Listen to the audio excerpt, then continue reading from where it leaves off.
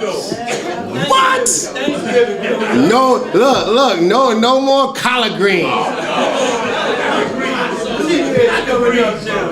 No more chitlins. You can get past that. No more pig feet. You can get past that. But I can't have no collard greens. No more collard greens. No more butter beans. What? Stop it with the fried food. Stop spending above and beyond your need. Is that right? No more staring women in the eyes and staring men in the eyes. Lower your gaze. No more watching their movements as they walk. That's been our culture. That was part of being on the corner. Is that right? You know we was on the corner squared up.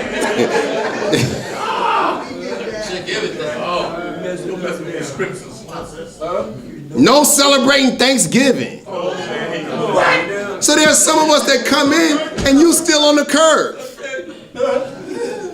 Don't nobody know, but you know and Allah know. You still on that curve. And when certain holidays come around and we got something going on in the nation, we just don't see you. I'm just saying. I don't know where you at, but we don't see you. What else would you be doing on Thanksgiving?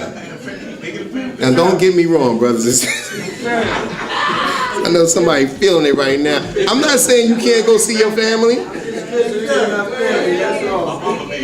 I'm saying we don't celebrate that.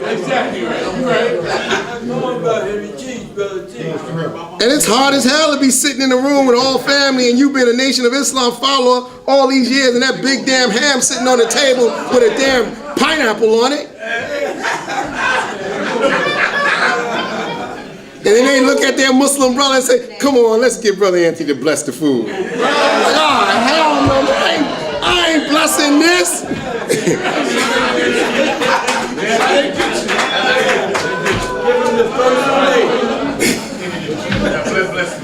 You better come to that house after dinner and get there. Oh, you missed it. We already started eating. Oh, really? Yeah, I'm not blessing none of that. But at the same time, Allah can use you to raise the consciousness of your family members in that gathering by little side-by conversation. But you can't come in there and get dogmatic with it. Flip the whole table, smack the cranberry sauce, and then start talking about what Allah teaches. Get the hell out of my house. How you gonna come in somebody else's home and do that? That's not the way of a Muslim. Either you don't go or you go with a strategy on how you're going to hook them into Islam. Is that right? All right. But I'm just saying, some of us got our own paganistic ways that we trying to drag into the teachings. So we shall know the truth, and the truth shall make us free. God so loved the world that he gave his only begotten Son, that whomsoever believeth in him shall not perish but have everlasting life. But listen, God loved what world? Right. What world? Because I'm not denying that verse, but the way it's implicated is making people think that God gave us Jesus as his son and then let him die for our sake. Wow. Right. No, sir. Now see, to the ignorant that grew up on the street and knew 1 + 1 is 2, and if I ain't got no Pampers in the house for my babies, I got to go out and get some money to get some Pampers. We ain't praying to no mystery God. How you going to love the world, give the world your son, and then let the world kill your son? And say whoever believes in him going to have everlasting life. Because my son is coming back. What world is God loving? When in the scriptures, when he brought the floods to Noah, what did he say after the water came? Water this time, fire the next. Have we seen the fire yet? It's on the way. A lot of prophets have came after Noah. Where's the fire? Now if This is the God that loved the world so much that he would give his only begotten son. You going to put fire on your son? You love your children, you put fire on them? No, brothers and sisters. That is not talking about 4,000 years ago and 2,000 years ago. The world that God is talking about is the kingdom of Allah that comes after Satan's world. See? And for God to so love the world that he's bringing into existence, that he would raise up one from among a people that he has chosen, that whoever believes in that one that he raised and follows him will not perish, fall victim to the ways of Shaitan, and shall have everlasting life. No one lives forever, but the righteous never die. Now we get ready to play this clip, but let me just put a point on that righteous never die. We are taught that thought travels at 24 billion miles per second. The average thought. Is that right? Yes, sir. That's what we are taught. Yes, sir. Thoughts travel on air. When you say what you're thinking and you put it into the atmosphere, you cannot pull that back. That's right. It stays in the atmosphere. That's right. So the righteous men and women of God, especially the prophets and messengers who receive revelation from Allah and then repeat his revelation, their revelation stays in the atmosphere. Right. We thank Allah for the Bible and the Holy Quran, but every time we pull on the thoughts of Allah from what we got from his prophets and his messengers and righteous people who have been studying under that and living under that, when those people die, their righteousness never dies. Because there's always another one coming up in the ranks to pull on that wisdom, that way of life that they have had. And the righteous always. That's why I'm so glad to be in the Nation of Islam. That's why I'm so glad to be conscious of God, of self, of the devil and the time and what must be done. Because if we don't have that consciousness but have religion, you will not make it, brothers and sisters. That's right. Now, I am a witness of a man of God, the Honorable Minister Louis Farrakhan, who is the national representative of the Most Honorable Elijah Muhammad. He's the last man standing right now. And all praises are due to Allah. I want you to hear a clip from the minister. It's about 12 to 15 minutes long. But I want you to hear it, and then we're going to come back up and make a few comments and close out. Y'all all right? Yes, sir. Okay, this was 25 years ago. So I'm letting the brother cue it up, and we can play this. I'm going to go have a seat as soon as it starts.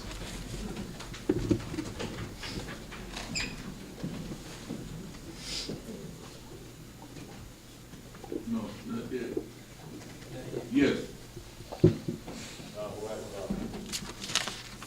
Down.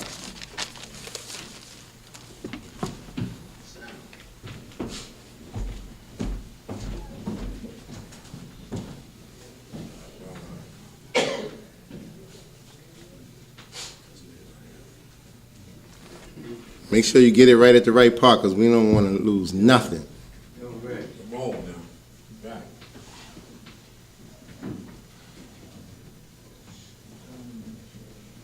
Your Honorable Mr. Louis Farrakhan has been with us representing for 62 years now.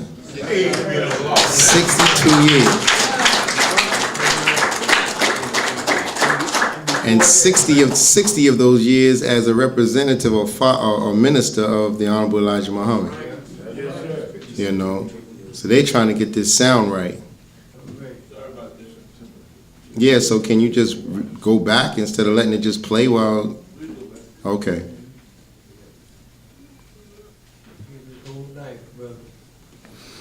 So it's necessary that we know the truth, and the truth make us free. There's a particular truth that we have to know that adds on as a key to unlock that which we already have a knowledge of. And once it's Elijah Muhammad. Listen to me good now. Elijah Muhammad. Listen to me good now. Listen to his name, Elijah. What does the name mean? It means the sum, the total, the medicine, the doctor, the cure. God is present. He's with us. That's the name Elijah. How does the Old Testament close? It closes talking about Elijah will come. The New Testament opens talking about the genealogy of Jesus.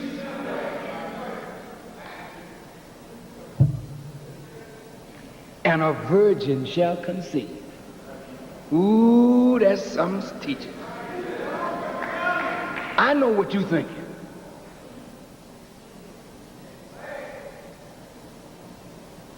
But virgins don't conceive. If you a virgin, you ain't conceiving. After you lost your virginity, then you conceive. Well, what is it talking about? And a virgin shall conceive. See, when you look at mathematics and you look at the laws and principles that govern nature, you know no spook gets your daughter pregnant. Now, you a modern woman, you believe in the virgin birth, don't you? Let your daughter come home and tell you she was walking by the church one day and the Holy Ghost just came upon me. You know what you're going to tell her, don't you? After you get finished knocking her upside her head for lying, you tell her, go bring the so-and-so to me. Because you know a woman is not going to get pregnant unless there's a man involved. It was no different 2,000 years ago. What you have to understand is the way the Bible is written. The scholars used poetic language. There's a real virgin, all right. But the virgin is not the girl whose hymen was not broken. The girl is a people who have never had a contact with God. If you are a woman who's a virgin, you don't know a man, then you cannot generate new life. You can only generate new life when you know a man. A people who have been the victim of lies can never generate new life until they know the truth. And just as Jesus said, he came without observation, like a thief in the night, in the dark.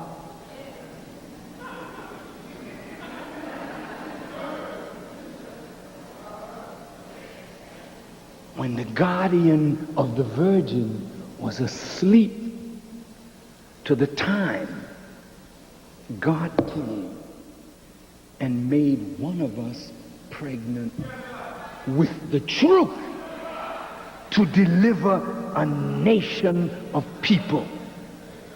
The virgin conceived. And that child was to be called the Son of God. And whether you believe it or not, I'm a witness that the Jesus you've been looking for has been in your midst. 40 long years working, opening blind eyes, deaf ears, dumb tongues, raising up dead people, and you marveled at his work but didn't understand it. When you heard Malcolm, you were marveling at the work of Jesus. When you heard Muhammad Ali, Cassius Clay, you were marveling at him, but you were marveling at the work of Jesus. When you hear Farrakhan, you're not hearing Farrakhan, you're marveling at the work of Jesus, a real live Jesus.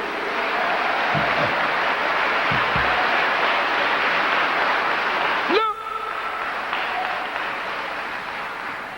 now to prove his teaching,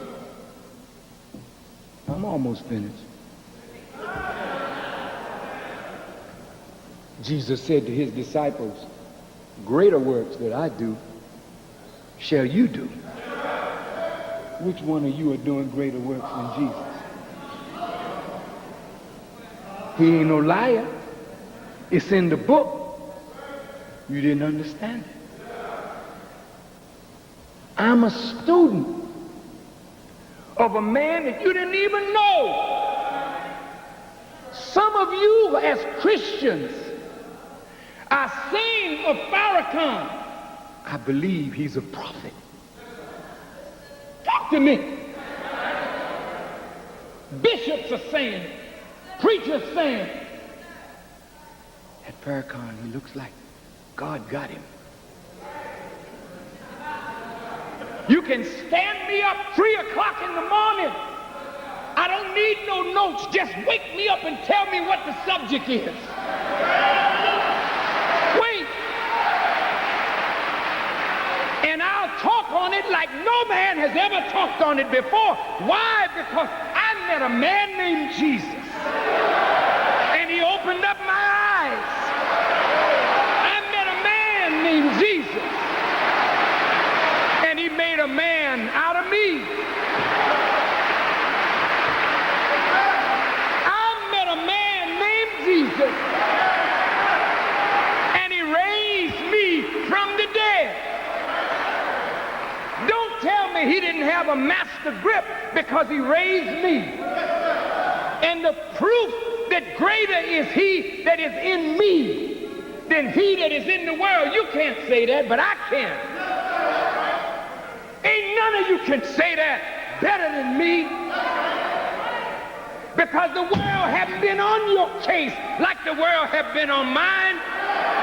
But greater is he that is in me. Ain't none of you been through what I've been through. Ain't none of you under the attack that I'm under. But am I withering? Am I weakening? Am I bending? Am I bowing? No, I am overcoming the world just like my Father did.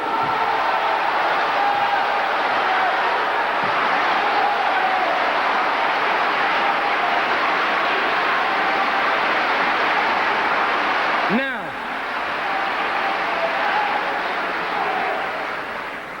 I don't want you to move, because I'm at the conclusion, and I want you to hear this. When the Honorable Elijah Muhammad allegedly died, they had a big funeral, and everybody said, well, that's over with. He's gone. And the nation took a turn. Just like when Moses went to the mountain. What did the people do when Moses went to the mountain? They went off, didn't they? When Moses came back, what were they doing? They were partying, baby. Moses came down out the mountain with the law, and he looked. He couldn't even recognize his own people. If Elijah Muhammad came back and looked at the followers of his son, he wouldn't even recognize that you were once his.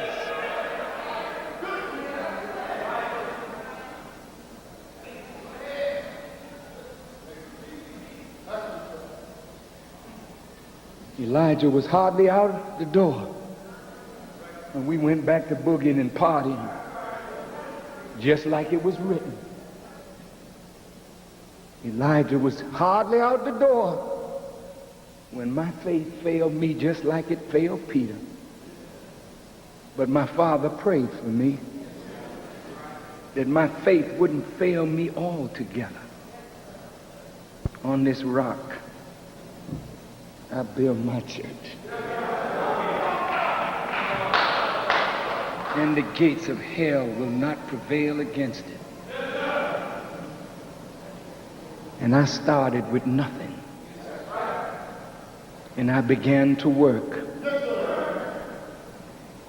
Some of the old followers of Elijah Muhammad, some of you sitting right in here, laughed when you heard that Farrakhan was going to rebuild the work of Elijah Muhammad.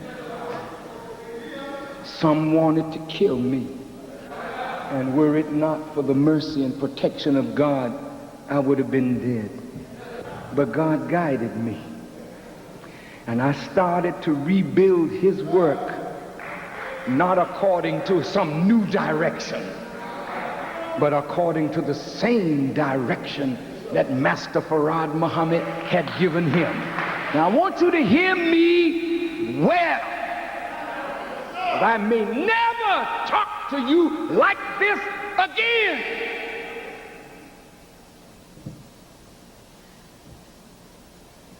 Elijah Muhammad called me out of the back of the ministers. I was sitting in the back row. And he said, come sit down front. I want to look at you. Because I was and am the apple of his eye. He sat me there, and when I sat in the front, he said, no, no, no. Don't sit there. He said, come, sit here. He sat me in his seat, which nobody sat in. It's the same thing that David did to Solomon.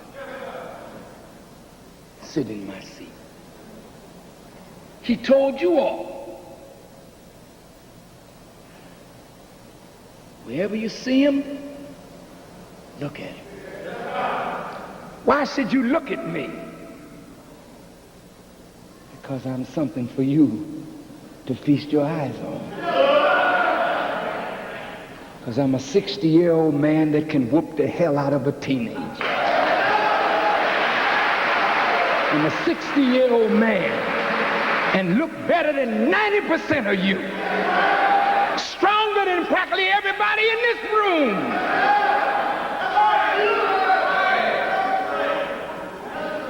Yeah. You can't walk with me. You won't deal with strength. Most of you young people, you can't walk with me. You can't pick up 400 pounds. But I can.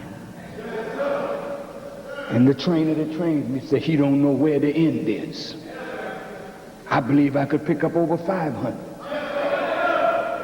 I don't know where the end is. I ain't trying to prove nothing.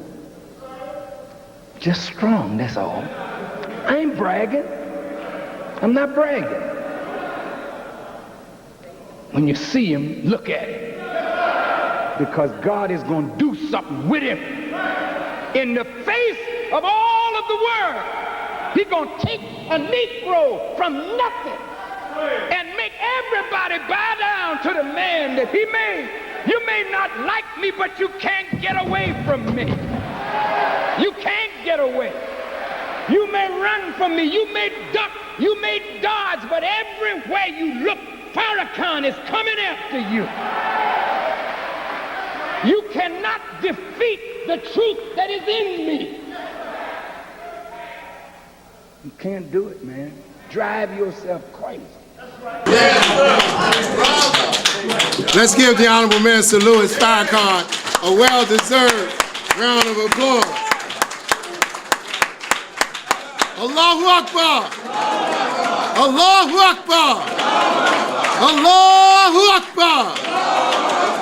All praises are due to Allah. See, brothers and sisters, I can't say it better than the minister say it. But here it is, that was 25 years ago.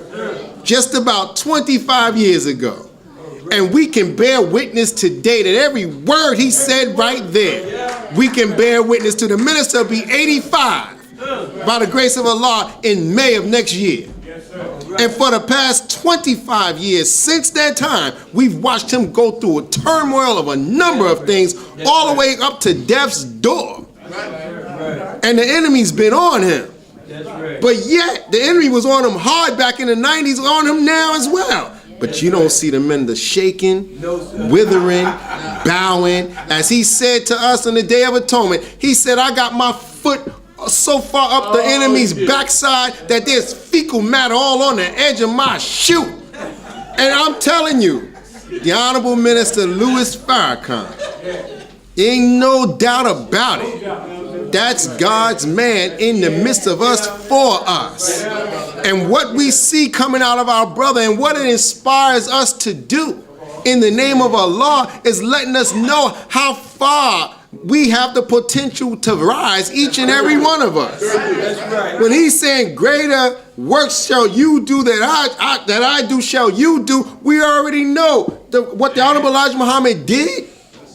We see the minister doing greater works, but when we marvel at the minister, we marveling at the Honorable Elijah Muhammad.